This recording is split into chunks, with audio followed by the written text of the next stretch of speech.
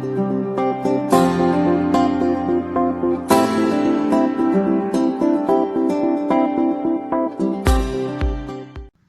students, in our previous class we have completed our chapter 2, our body.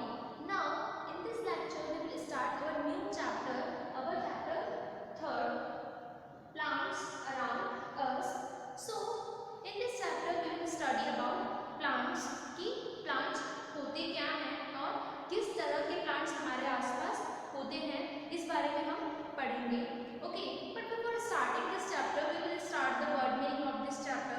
So let's start the word meaning of our lesson 3. Here is the word meaning of lesson 3.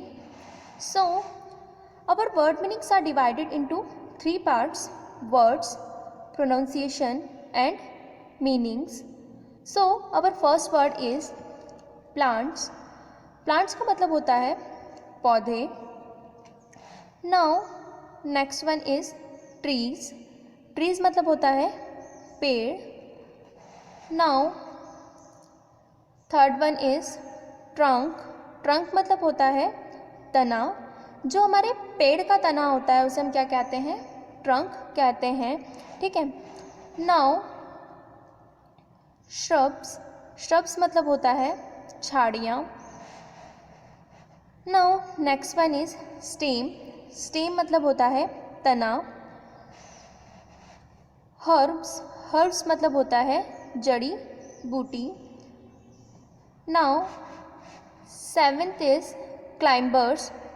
Climbers मतलब होता है ऊपर चढ़ने वाले. ऊपर चढ़ने वाले that means कि कुछ पौधे ऐसे होते हैं जिनको अगर हम कुछ सहारा दे दें तो वो क्या करने लग जाते हैं? ऊपर तक चढ़ने लग जाते हैं. ठीक है. उनकी जो बेल होती है वो ऊपर तक चढ़ने लग जाती है, तो उन्हें क्या कहते हैं? क्लाइंबर्स कहते हैं. Now next one is creepers. Creepers का मतलब होता है लताएं, जिन्हें हम बेल भी कहते हैं. Okay. Now next one is linear. Linear का मतलब होता है रैखिक. रैखिक दैट मीन्स कि एक जैसे चलने वाले, बिल्कुल एक जैसी रेखा में चलते हैं जो, उन्हें हम लीनियर कहते हैं. ठीक है. जैसे यहाँ आपको दिख रहा होगा ये सभी जो रेखाएं हैं वो क्या कर रही हैं? एक जैसी चल रही हैं, तो ये क्या है? लीनियर है. ओके. तो जो एक जैसी सीक्वेंस में चलते हैं उन्हें क्या कहते हैं? लीनियर कहते हैं. Now next one is begonia. Begonia का मतलब होता है कई प्रकार के पौधे जिनमें रंगीन पुष्पकोश होते हैं पर पंखुड़ियाँ नहीं होती. ऐसे बहुत से पौधे होते हैं जिनमें क्या होता है कि कलरफुल पुष्पकोश होते हैं, मतलब जो फूलों के अंदर जो पुष्पकोश होते हैं वो कलरफुल होते हैं, लेकिन उनमें क्या होता है? जो पंखुड़ियाँ होती हैं वो नहीं होती है. Now next one is chlorophyll. Chlorophyll मतलब होता है पेड़ के हरे भागों में रंग उत्पन्न करने वाला तत्व.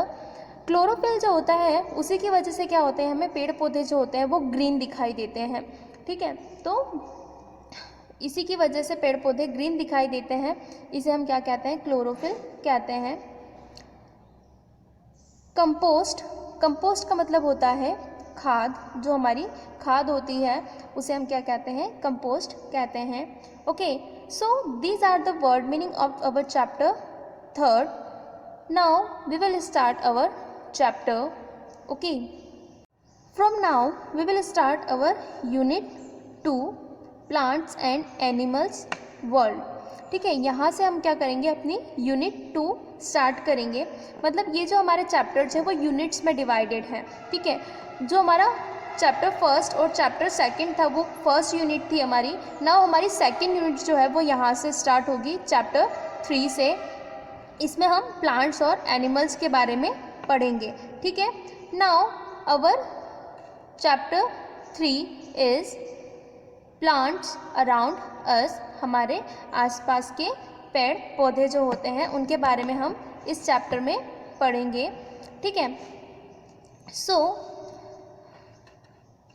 Plants are very important part of our environment. There is a great variety of plants on the अर्थ। ठीक है, तो जो प्लांट है वो क्या है, हमारे पर्यावरण का एक बहुत ही महत्वपूर्ण हिस्सा है।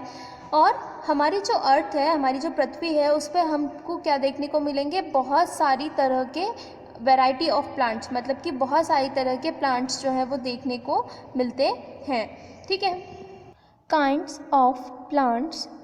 सो पौधों के जो टाइप्स होते हैं उसके बारे में यहाँ पर बताया हुआ है। Plants are all different from each other.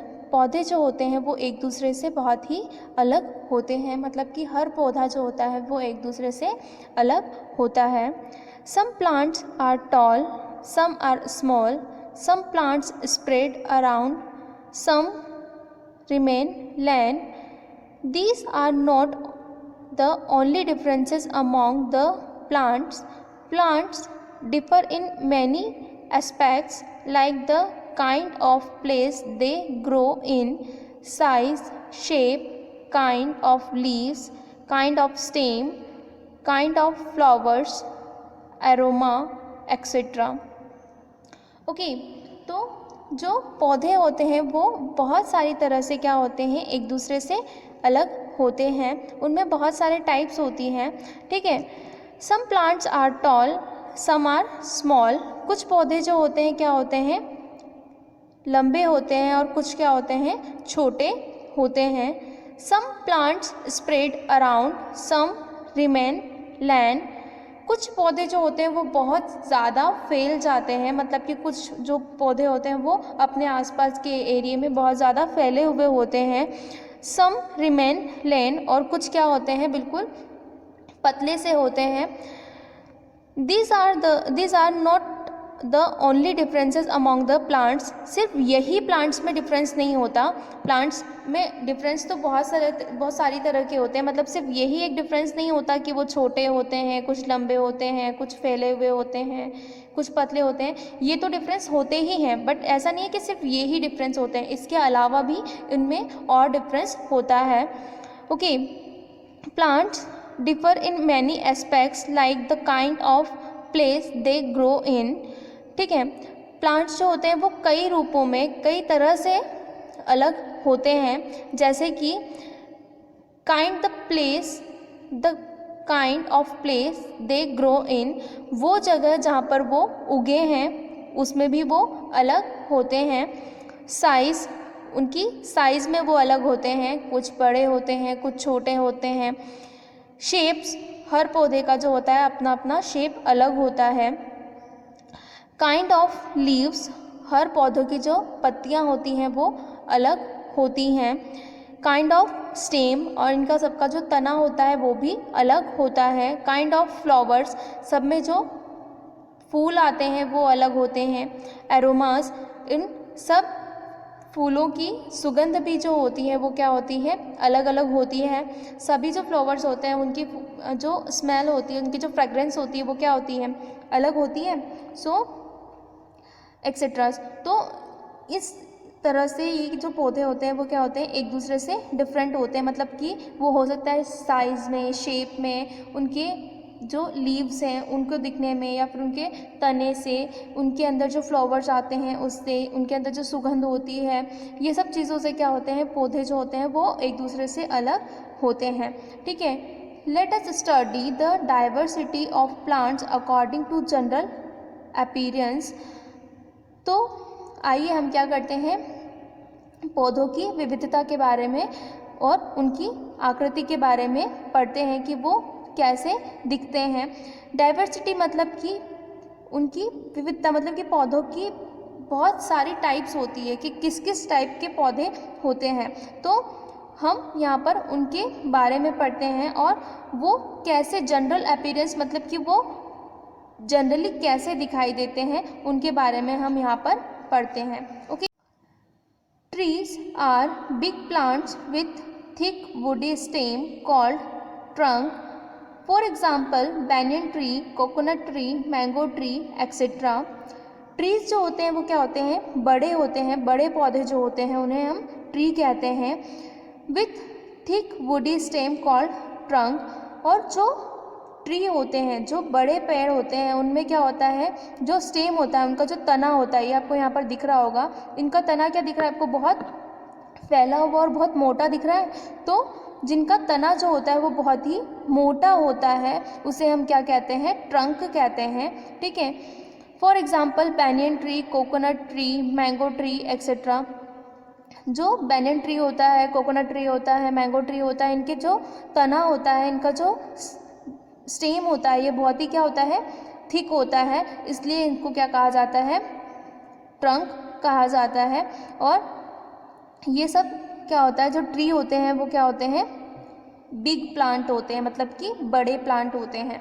ठीक है, now next is shrubs. Shrubs जो होते हैं वो क्या होते हैं, shrubs are medium size plant with their woody stem, for example rose, lemon, henna etceteras. Okay, shrubs जो होते हैं वो क्या होते हैं, मीडियम साइज प्लांट होते हैं, मतलब ये जो होते हैं वो ज़्यादा बड़े नहीं होते, ट्री के जितने ये बड़े नहीं होते हैं, और इनकी जो स्टेम होती है वो ट्री जितनी मोटी नहीं होती है, इनकी जो स्टेम होती है वो मीडियम साइज़ की होती है।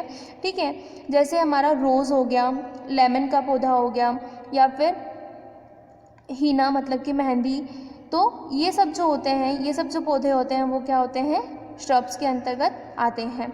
Okay, now next one is herbs are small plants with soft green stem, for example coriander, mint, Tulsi etcetera. So herb का मतलब होता है कि वो पौधे जो दवाइयाँ बनाने के काम आते हैं, तो उन्हें क्या कहा जाता है, हर्ब्स कहा जाता है। दवाइयाँ या फिर वो जो घरेलू कामकाज में काम आते हैं उन्हें हम हर्ब्स कहते हैं। ठीक है, तो ऐसे पौधे जो होते हैं वो क्या होते हैं, बहुत ही छोटे होते हैं, और उनकी जो स्टेम होती है, उनका जो तना होता है वो क्या होता है, सॉफ्ट होता है बहुत, और वो क्या होता है, ग्रीन कलर का होता है। ठीक है, सॉफ्ट ग्रीन स्टेम होती है इनकी, और ये क्या होते हैं, छोटे प्लांट्स होते हैं, जैसे कि धनिया हो गया, पुदीना हो गया, तुलसी हो गई। ठीक है, इनका यूज़ हम क्या करते हैं, हमारे घर की जो रसोई होती है उसमें भी यूज़ करते हैं, और इनका जो यूज़ होता है वो बहुत सारी जगहों पर दवाई बनाने में भी यूज़ किया जाता है। ठीक है, हर्बल टैबलेट्स जो आती है, हर्बल दवाइयाँ जो आती हैं, उनमें इनका यूज़ किया जाता है। ठीक है, now come to the next page. Climbers are small plants with weak stem, this can not stand there on and need support of other plants, stick or wall to climb, for example money plant, grapevine, cucumber etc. So climbers जो होते हैं वो क्या होते हैं, छोटे पौधे होते हैं जिनकी स्टेम क्या होती है, बहुत ही वीक होती है, मतलब कि उनका जो तना होता है वो बहुत ही कमज़ोर होता है। This can not stand there on and need support of other plants, stick और वॉल टू क्लाइंब।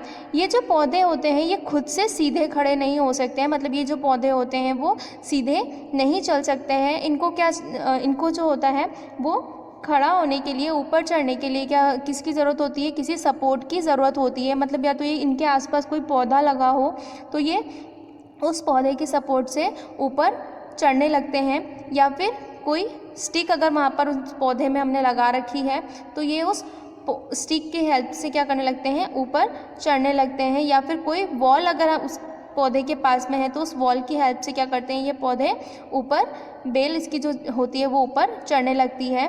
ठीक है, for example money plants, grapevine, cucumber etcetera. तो आपने देखा होगा कि मनी प्लांट का जो पौधा होता है वो अगर आप अपने आसपास आपने देखा हो तो कि वो क्या होता है, अगर आपने उसे लगाया है तो अगर कोई भी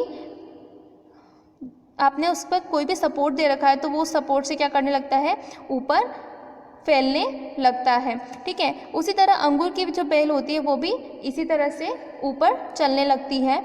ठीक है, नाउ जो कुकुम्बर है, ककड़ी की जो बेल होती है वो भी इसी तरह से ऊपर चलने लगती है। ठीक है, इन्हें किसी भी सपोर्ट की ज़रूरत होती है, अगर इन्हें कोई सपोर्ट दे दिया हमने तो ये ऊपर की तरफ फैलने लगती है। ठीक है, now creepers are small plants with very weak stem.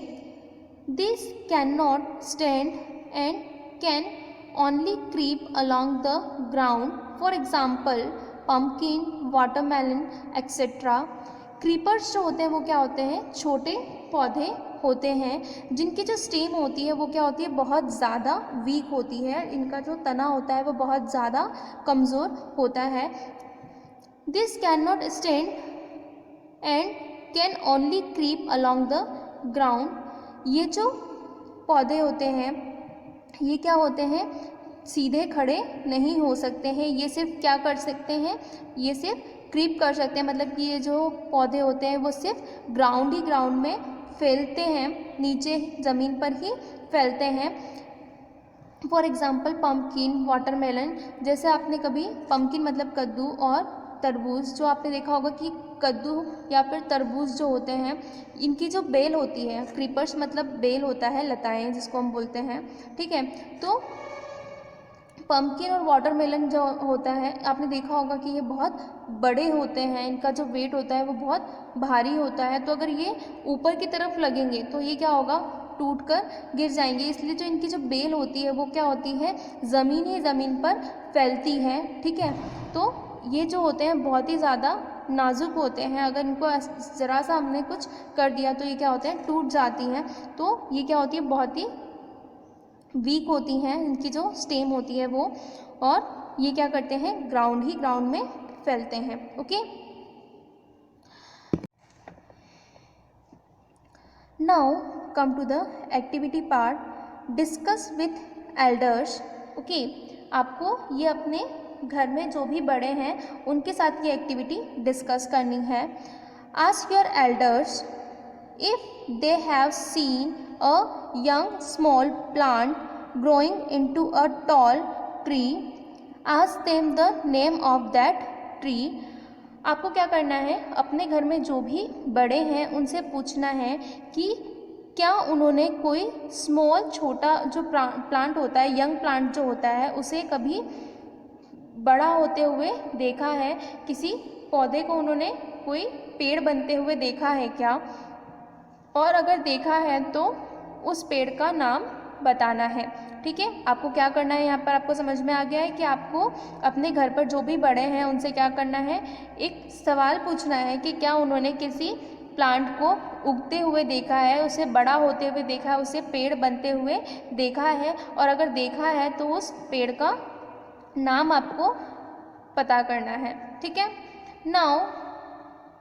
Now next one, are there some trees around your home that were present when your grandparents and parents were young but have been cut down now? Try to know from them why they were cut down.